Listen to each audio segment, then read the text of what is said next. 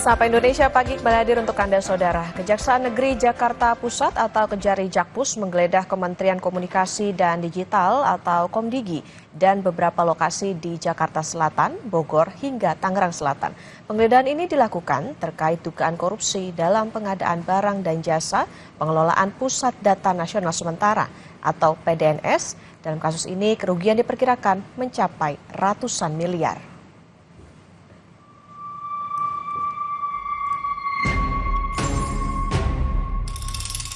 Sejumlah penyidik Kejaksaan Negeri Jakarta Pusat menggeledah kantor Kementerian Komunikasi dan Digital (Komdigi) pada Kamis 13 Maret 2025.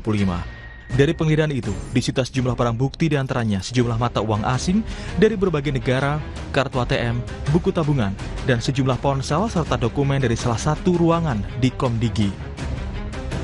Selanjutnya penyidik juga menggeledah sebuah rumah di Jakarta Selatan. Hasilnya, sebuah berangkas berisi mata uang asing dan dokumen berhasil disita. Penggeledahan ini dilakukan terkait kasus dugaan korupsi dalam pengadaan barang dan jasa pengelolaan Pusat Data Nasional Sementara (PDNS) di Kementerian Komunikasi dan Informatika tahun 2020 hingga 2024.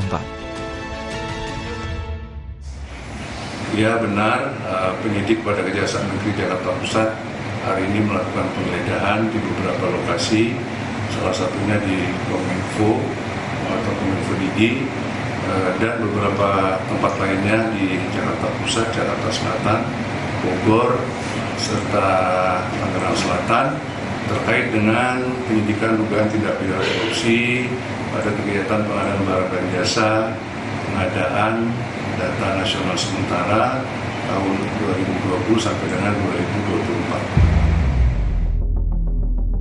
Kasus ini bermula pada tahun 2020. Saat itu Kementerian Kominfo melakukan pengadaan barang dan jasa (PDNS) senilai 958 miliar rupiah.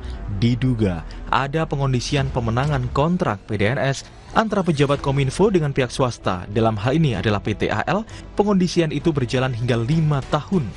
Meskipun anggaran pelaksanaan pengadaan PDNS ini telah menghabiskan total sebesar lebih dari 958 miliar, tetapi pelaksanaan kegiatan tersebut tidak sesuai dengan Perpres nomor 95 tahun 2018 tentang sistem pemerintahan berbasis elektronik.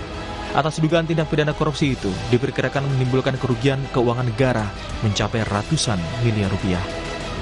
Misha Ramadika, Kompas TV, Jakarta.